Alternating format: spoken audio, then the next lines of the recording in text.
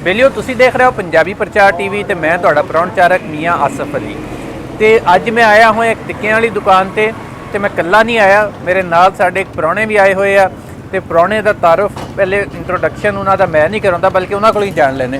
हाँ जी जी सरदार जी अपना उधर इंट्रोडक्शन तो कराओ। मेरा नाम जसविंदर सिंह है जी, तो मैं लंडन यूके तो आया। सुन लिया जी जसविंदर सिंह साडे बेली आ ते आए आ यूके तो इन्हों ने कहा जी अज मैनू बाहर घुमाओ तो मैं ना इत्थे दी फूड स्ट्रीट आ जी वो देखा तो स्ट्रीट फूड हुण देखते फिर रहे हैं असी तो पहले तो भी फैसल जरा दिखा लखां इत्थे जी दुकान ते असीं आए उत्थे किहड़ा किहड़ा फूड हैगा।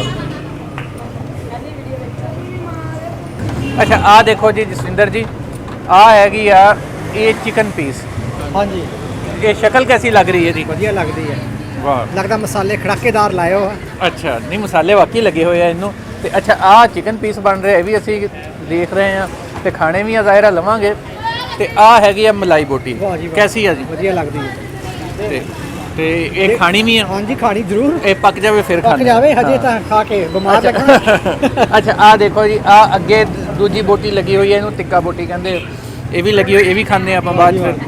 ते अच्छा आ अगे की है जी आ दिखा लो इनू। अच्छा ये है सीख कबाब। हाँ जी तो ये कैसा लग रहा है शक्ल तो? वधिया लगदे आ, काफ़ी काफ़ी ये भी लगता काफ़ी मिर्च मसाले विच पाए हो देसी आ। ते पहले खाधे होए सी? हाँ जी हाँ जी। अच्छा ये उत्थे भी यूके ते मिलदे आ, बिल्कुल यही शे लभदी है इस तरह दे क्योंकि उत्थे काफ़ी पाकिस्तान दे ते इंडिया दे रेस्टोरेंट हुंदे आ, तां इस तरह दे मिलदे आ। पर ये आप कारीगर दा काम हुंदा है, देखिए इत्थे किस तरह दा काम है। नहीं ये देखते हैं आप बिल्कुल खाने हैं तो फिर देखते हैं तो इन्हों को भी जानते हैं। अच्छा यार ये तो दसो जरा इनू किन्ना मसाला मसूला लाया किवें कदों दा बना रहे हो? ਇਹਨੂੰ ਸਵੇਰ ਦੇ ਟਾਈਮ 8-10 ਘੰਟੇ ਪਹਿਲੇ ਮਸਾਲਾ ਤਿਆਰ ਕਰਕੇ ਲਗਾਈਦਾ ਜਿਹੜਾ ਐਡਜਸਟ ਹੋ ਜਾਏ ਇਹਦਾ ਫਿਰ ਆਪਣੀ ਟਾਈਮਿੰਗ ਦੇ ਨਾਲ ਜਿਹੜਾ ਨਾ अच्छा ਜਦੋਂ ਪਕਾਈਦਾ ਤੇ ਫਿਰ ਆਪਣੀ ਜਗ੍ਹਾ ਤੇ ਆ ਜਾਂਦਾ। अच्छा अच्छा आ देखो जी ये ना इत्थे आ एक कबाब ना असीं आप भी खा के देखते हैं दा टेस्ट कैसा हैगा। तो गर्म बड़ा पर हैगा बड़ा मज़ेदार, वधिया खाना लगता है इत्थे। तुसीं भी देखो इनू जरा टेस्ट करके आ देख लो कैसा लगे। स्वाद मसाले सही पाए।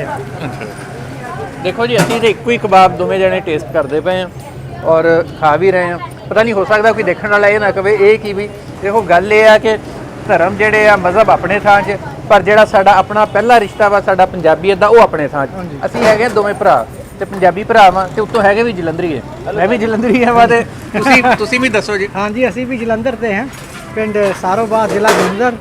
अच्छा ਤਾਂ ਨਾਨਕੇ ਪਿੰਡ ਬੱਲਾ ਜ਼ਿਲ੍ਹਾ ਜਲੰਧਰ। ਅੱਛਾ ਦੋਨੇ ਪਾਸੇ ਜਲੰਧਰ ਹੈ ਜੀ। ਅੱਛਾ ਮੇਰੇ ਜਿਹੜੇ ਦਾਦਕੇ ਆ ਉਹ ਹੈਗੇ ਆ ਕੋਟ ਬਾਦਲ ਖਾਨ ਦੇ, ਤਹਿਸੀਲ ਫਲੌਰ ਆ ਜਲੰਧਰ ਦੀ, ਤੇ ਜਿਹੜੇ ਮੇਰੇ ਨਾਨਕੇ ਸੀ ਉਹ ਨਕੋਦਰ ਦੇ ਸੀਗੇ, ਹਸਾਰੀਵਾਲ ਪਿੰਡ ਸੀ ਉਹਨਾਂ ਦਾ। ਤੇ ਅੱਛਾ ਇਹਨਾਂ ਦੇ ਕੋਲੋਂ ਵੀ ਜਾਣੀਏ ਜਿਨ੍ਹਾਂ ਦੀ ਦੁਕਾਨ ਆ ਜੀ। ਆ ਦੱਸੋ ਜੀ ਕਦੋਂ ਤੋਂ ਕੰਮ ਤੁਸੀਂ ਸ਼ੁਰੂ ਕੀਤਾ? जी है हो गया करीबन सानू 8वां साल शुरू हो गया है और माशाल्लाह चल रहा है सिस्टम प्यारा सोहना चल रहा माशाल्लाह। थोड़ा जे हुण थोड़े जे हालात थोड़े कमज़ोर होए ने, एक कोरोना ने पहले कीते, हुण महंगाई दी वजह थोड़ा जो है। बाकी यह है कि फिर भी अल्लाह का शुक्र अदा करने, रात को अल्लाह ताला रोटी दे के ही भेजता है कि किसी किस्म की थोड़ी थोड़ी मुश्किलात होंदी है मगर फिर भी सानू अल्लाह का शुक्र अदा करना चाहिए। दुख सुख च भी सानू अल्लाह का साथ बिल्कुल अल्लाह साढ़े ते रहमत करता फिर भी अल्हम्दुलिल्लाह। ਤੇ ਤੁਸੀਂ ਸਿੱਖਿਆ ਕਿੱਥੋਂ ਸੀ ਇਹ ਕੰਮ? ये सर जी बेसिकली मेरा छोटा भाई शेफ हैगा सी, बाहरों भी सीखे कुछ सीखा, बैंकॉक तो भी कुछ सानू रेसिपी घरों वालदा की तरफों भी मिली, खुद वो कुकिंग करते ही। ਨਹੀਂ ਇਹ ਤੇ ਬੈਂਕਾਕ ਵਾਲੀ ਰੈਸਪੀ ਨਹੀਂ, ਇਹ ਦੇਸੀ ਰੈਸਪੀ ਨਹੀਂ? देसी तो हैगी आ मगर इहदे च है कि छोटा भाई रेसिपी सीख के आया सी मगर कुछ वालदा की तरफों भी मिली है सर। उन्होंने घर ट्राई की फिर लोगों ने वैसे ही वालदा का टेस्ट है मगर लोगों ने काफ़ी पसंद किया और माशाल्लाह कि चलता पे अल्हम्दुलिल्लाह इंतजाम। अच्छा मैं कल्ला कल्ला ही सारा कबाब खा गया, तुसीं भी थोड़ा जिहा खा लो, सारा नहीं माड़ा जिहा मैनू भी दिओ विच।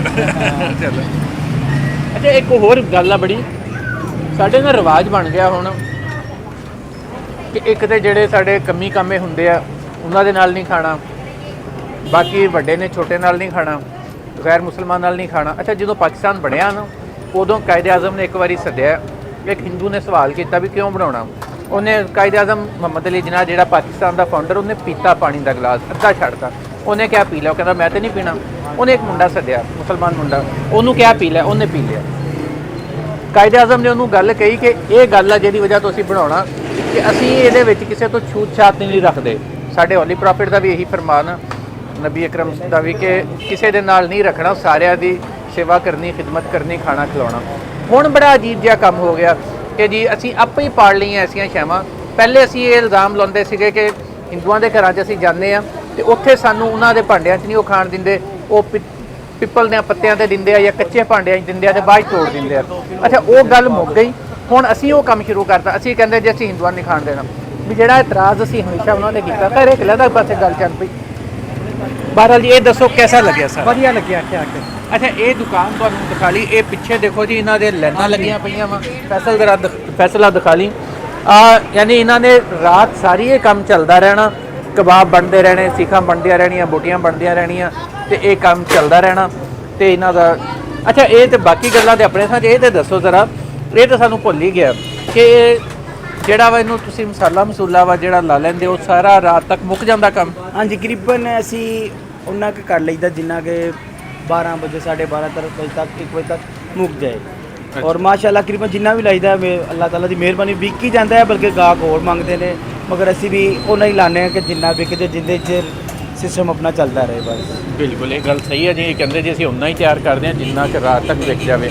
ਤੇ ਬਹਰਾਲ ਇਹ ਸਾਨੂੰ ਚੰਗਾ ਲੱਗਿਆ। ਸਰਦਾਰ ਜੀ ਦੇ ਆਖਰੀ ਵਾਰੀ ਜਾਣਦੇ ਹਾਂ ਵਿਚਾਰ ਜੀ। ਹਾਂਜੀ, ਤੁਸੀਂ ਆਖਰੀ ਕਮੈਂਟਸ ਕੀ ਕਰੋਗੇ ਇਸ ਦੁਕਾਨ ਦੇ ਬਾਰੇ 'ਚ? ਇਹ ਦੁਕਾਨ ਤੇ ਮੈਂ ਇੰਨਾ ਕਹੂੰਗਾ ਜਦੋਂ ਮੈਂ ਖਾ ਚੁੱਕਾ ਆ। ਇਹ ਉਹ ਦੁਕਾਨ ਆ ਜੇ ਮੈਂ ਇੱਥੇ ਰਹਿੰਦਾ ਹੋਵਾਂ ਮੈਂ ਬਾਰ-ਬਾਰ ਆਵਾਂ। ਚਲੋ, ਇਹ ਵੀ ਚੰਗੀ ਗੱਲ ਹੈ, ਇੱਥੇ ਨਹੀਂ ਰਹਿੰਦੇ, ਨਹੀਂ ਤੇ ਇੱਥੇ ਰਹਿੰਦੇ ਤੇ ਆ ਦੇਖੋ ਤੁਹਾਡਾ ਢਿੱਡ ਆ ਸਰਦਾਰ ਜੀ ਦਾ ਢਿੱਡ ਦਿਖਾ ਲਓ, ਹੈ ਨਹੀਂਗਾ। ਤੇ ਜੇ ਇੱਥੇ ਰਹਿੰਦੇ ਤੇ ਤੁਹਾਡੇ ਢਿੱਡ ਵੀ ਇਦਾਂ ਦੇ ਹੀ ਹੋ ਜਾਣੇ ਸੀ ਜਿਵੇਂ ਦਾ ਆਹ ਢਿੱਡ ਆ। ਤੇ ਇਹ ਠੀਕ ਆ, ਕਦੀ ਕਦੀ ਆ ਕੇ ਖਾਈਓ।